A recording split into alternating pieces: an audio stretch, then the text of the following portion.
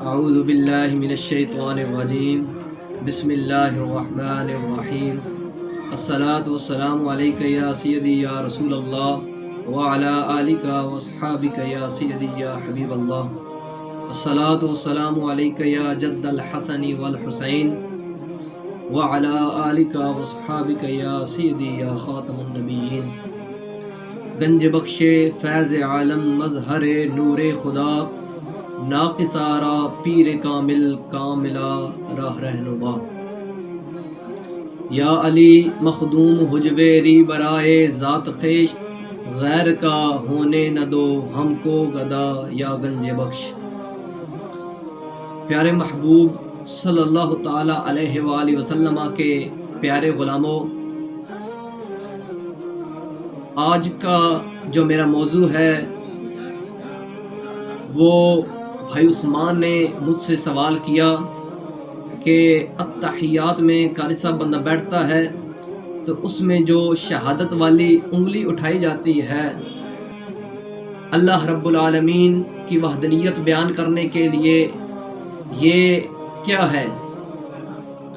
یہاں پر دو سوال ہوئے کہ یہ انگلی اٹھانا جائز ہے یا ناجائز ہے۔ اگر جائز ہے تو پھر کیا یہ سنت ہے، واجب ہے، فرض ہے، مستحب ہے؟ اس کی ذرا تفصیلاً اور تحقیق کے مطابق گفتگو فرما دیجیے گا۔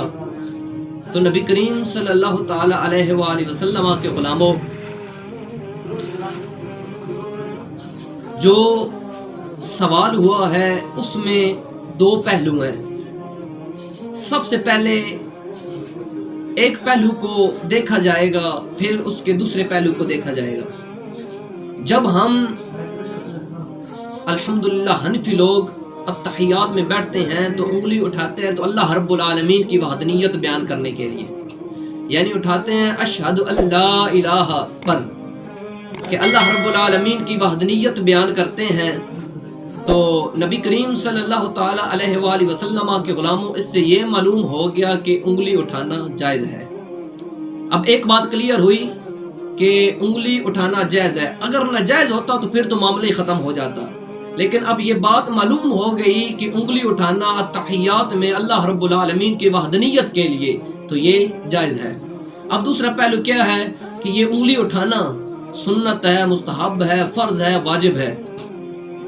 تو فتاوی شامی میں تخصص سال اول میں پڑھایا جاتا ہے کہ نبی کریم صلی اللہ تعالی علیہ وآلہ وسلم جب التحیات میں بیٹھتے نا تو انگلی کو اٹھاتے تھے اللہ رب العالمین کی وحدانیت بیان کرنے کے لیے، یعنی جب وہ فرماتے ہیں اشہد ان لا الہ الا اللہ پر انگلی اٹھاتے تھے۔ نبی کریم صلی اللہ تعالی علیہ وآلہ وسلم کے اس عمل کو صحابہ کرام نے دیکھا، پھر چلتا آ رہا ہے اسی طرح۔ اب اس سے یہ بات واضح ہو گئی کہ شہادت والی انگلی اٹھانا تحیات میں یہ کیا ہے؟ یہ سنت ہے۔ کیا ہے؟ یہ سنت ہے۔ نبی کریم صلی اللہ تعالی علیہ وسلم نے شہادت والی انگلی اٹھائی، اصحاب کرام نے انگلی اٹھائی، پھر صحابی، تابعی، تبع تابعی، مطلب اس طرح چلتا آ رہا ہے۔ تو الحمدللہ ہم بھی سنت رسول کو ادا کرتے ہیں۔ تو اس پر بہت سارے علماء کرام نے پورے باب باندھے ہیں۔ اس لیے نبی کریم صلی اللہ تعالی علیہ وآلہ وسلم کے غلاموں، ہم نے کسی کی کوئی بات نہیں سننی، ہم نے پیارے محبوب صلی اللہ تعالی علیہ وآلہ وسلم کی سنت کو دیکھنا ہے۔ اب انشاءاللہ سنت کے بارے میں بھی اگلے موضوع پر گفتگو ہوگی کہ سنت کی بھی اقسام ہیں، تو انشاءاللہ اگلی ویڈیو میں انشاءاللہ سنت پر گفتگو ہوگی۔ تو دعاؤں میں یاد رکھنا ہے۔ آپ کا اپنا بھائی فیصل وائنز۔ خدا حافظ۔